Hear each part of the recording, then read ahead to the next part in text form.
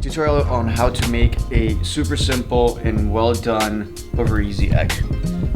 We actually want to have an egg that doesn't have any brown, and as you can see there's minimal browning on either side. And the first thing that you're gonna have to do is get a nice non-stick pan. We're using Made-In non-stick pan.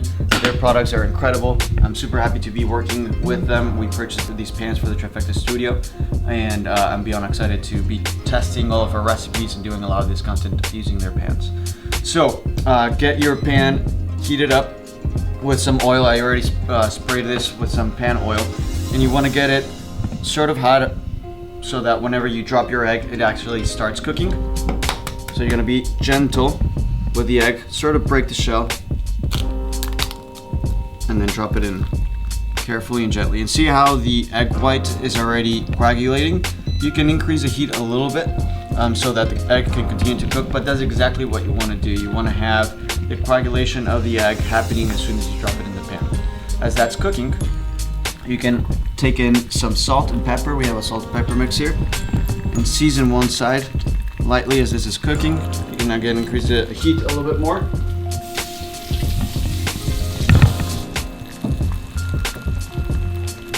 And you leave it unbothered. You don't want to move it too much, if not the yolk is going to break.